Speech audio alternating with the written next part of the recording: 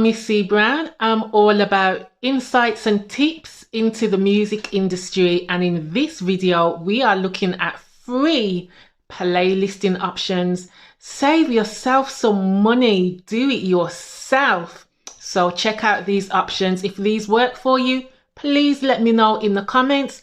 Remember to like, share and subscribe if you find this helpful. Anyway, let's get into in this streaming era. Let's be honest, you can't ignore the importance of getting on playlists because ultimately you need the exposure. You want people to listen to your music. You've already invested time and money into creating it, right? So in the last one, I looked at services that charge. In this video, I'm looking at free options. Yep, it's time intensive, but it can pay off. I've focused on services that will work for Black music. SoundPlay. So this is a service run by an independent record label and a music tech company. They also do smart links for releases. You don't need to sign up or sign in or anything, which is great as it makes it more accessible. Use the filters to select your genres and the relevant playlists show up. You need to submit one at a time, which is the time consuming part. You can analyze the playlist and check if they're a good fit for your track, which is really handy. There's a fair few clicks to submit, which really does slow things down, but all you need is the Spotify link. It is a free service, so there's no updates on what is happening with your submission. It's best to keep an eye on your Spotify for artists to see if your track has been listed. Of course, it is 50-50, but I've had a track picked up by playlist via SoundPlay and generated around 3k streams, so it is worth doing. Definitely a thumbs up for this one. Daily playlists. This is definitely the easiest service to use. You need to sign in with your Spotify for artists as it picks up your profile from there. When you submit the link, it reads the file for you. Once you've confirmed, you need to set your filters by genre, which then brings up all the relevant playlists in order of followers. You can submit up to 20 playlists each time. Simply select your 20, press submit. It's simple as that. You can even see the progress of your tracks, and you do get a notification email when your track is declined or approved. The downside is that your track can be pending for months on end. I'm not even sure if some of the playlisters are active. However, out of the 20, you'll get a notification on around 5 playlists. I've not had great results on this, to be honest, and it is a long game. Every 2 weeks or so, you can submit up to 20 new playlists. So if you have the patience, you can literally just keep going. Indie Mono. These playlists are run by an independent record label and serve a variety of genres. It's really easy to use. Filter by genre, select which playlist you want to submit to, check out the description and submit if you're happy with it. You do have to submit one by one, which can be time consuming, but hey, it is free. The downside is there are no updates provided on whether your music has been accepted or not. Just keep an eye on your Spotify for artists to see if it's been placed. Playlists in the urban category. There's so many genres and subgenres that can come under the category urban that it becomes too random when they aren't categorized properly. So playlists such as sad trap, new rap, today's hip hop, they're a bit ambiguous, so it may take some time to do some digging around to determine how effective they really are. Ditto. They have an open submission. They run 10 playlists with genres ranging from Afrobeat to drill. It's free and easy to submit. You'll be asked to follow their playlist,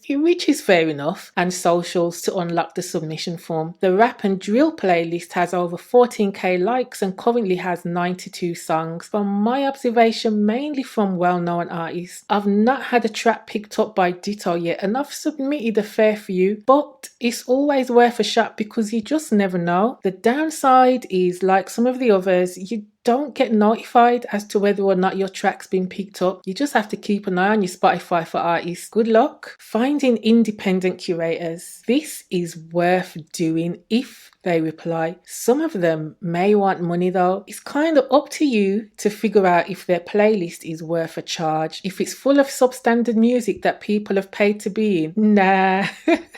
Do some searches on Spotify, UK trap playlists, UK drill playlists, and see what comes up. Look at the amount of tracks in the playlist. Look at the follower count. Go to the artist profile and check the plays on the track. Note the playlist owner's name and look them up on social socials. This is a good way of building up a direct relationship with playlist curators. What can you offer them in return? Think about how you can help them. Make it transactional. Can you get them more followers? If you want to build up a longer term relationship, you'll need to come up with ways of keeping the interaction going in between releases. The obvious downside of this is the time it takes to find the playlists and track down the curators. Then they may or may not reply, but can you get a friend to help out? In the longer term, it will definitely pay off. Having a network of curators that will support your releases is very valuable. Anyway, I hope you've enjoyed this video and I hope it's been of help to you. If you find it useful, please hit the like button,